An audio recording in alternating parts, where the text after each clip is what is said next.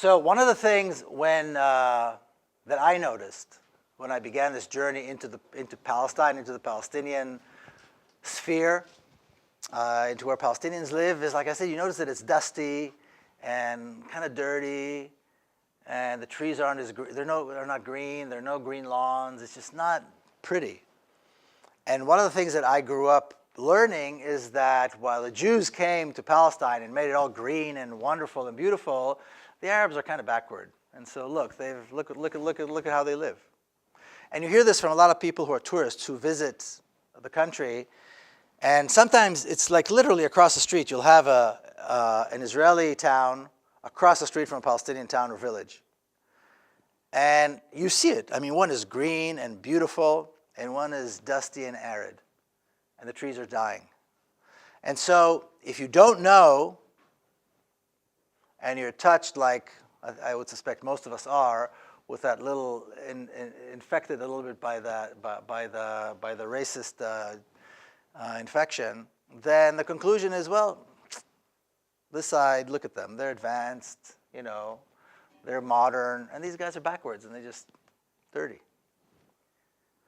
But if you take the journey like I did, and you investigate a little bit more, you find out that Palestinians, who make up more than half of the population in the entire country, only get 3% of the water. So all the water is allocated by a water authority, which is an Israeli water authority. They're responsible for the water. They allocate only 3% of the water to the Palestinian population, which I'll say again makes up more than half of the population. So for example, Tamimi family, this friend of mine whose daughter was just arrested, they live in a village literally across the street from an Israeli town. And on their side it's all dry, on the Israeli side it's all green. Well, they only get something like between 10 and 12 hours of running water per week. The Israelis get all the water they want, all the water they need. They want green lawns, they have green lawns. They want swimming pools, they have swimming pools. They don't have to worry about taking a shower, cooking, doing the laundry. The Palestinians get 10 to 12 hours of running water per week, so your priorities are different. Well, unless you know this, unless you're aware of this incredible injustice of this, if you want to kill someone other than shooting them, you deny them water, right? I mean, it's pretty simple. Unless you're aware of this, the assumption is, well, there's something wrong with these Arabs. And look how wonderful. And you hear this from people who visit all the time. Look what a great job the Jews have done. Look what a terrible job the Arabs and Palestinians are doing. Okay, but very few people takes the next step, the extra step to say, well, why is it like this? And unless you do, you're not going to know. Another thing that the Israelis do use a lot is curfews and closed military zones. So curfew is a curfew. Nobody's allowed to leave the house. That's it, curfew. Nobody's allowed to leave their house from certain time to certain time until the military commander says so. And if anybody leaves, they get shot. So that happened. It doesn't happen that much now, but it used to happen a lot. And a lot of Palestinians, quite often what they would do is, after people already went to work, the military commander would come and declare a curfew. So nobody's allowed to leave the house. Nobody's allowed in the streets. Well, the people already went to work didn't know that. When they come back, they're violating curfew, so they get shot. And there are quite a lot of way too many stories to relate of things like that. But what they do now is they close the military zone.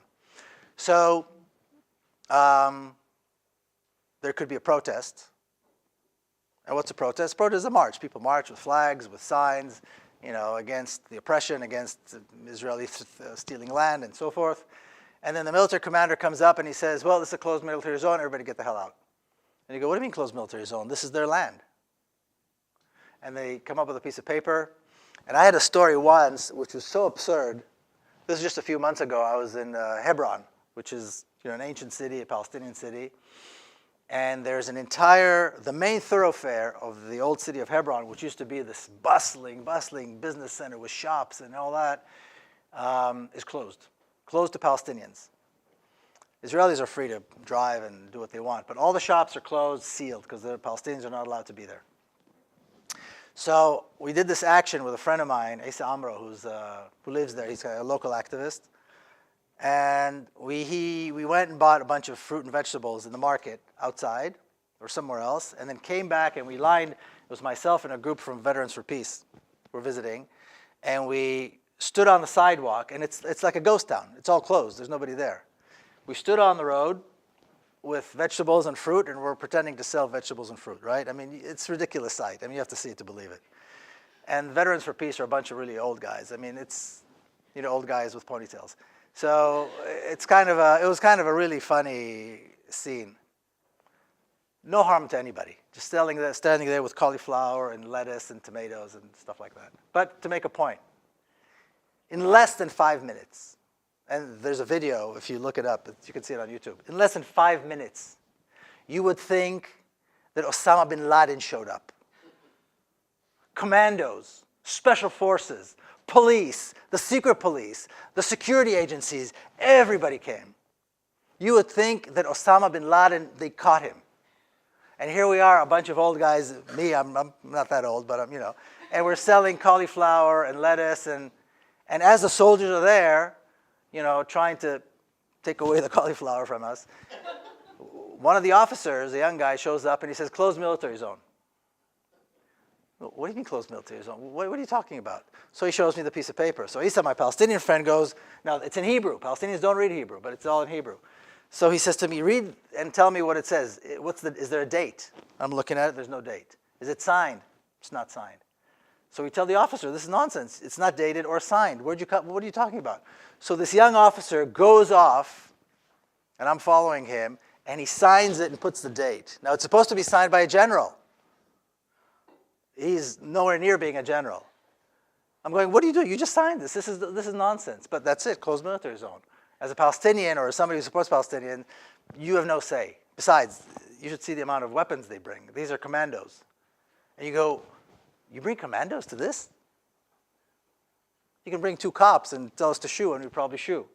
They bring an entire platoon of commandos, plus the police, plus everybody else. And everybody is like, machine guns. We're not talking about, it's beyond belief. But they use the closed military zone. They will do it in somebody's house. They'll come up and say, this house is a closed military zone. What does that mean?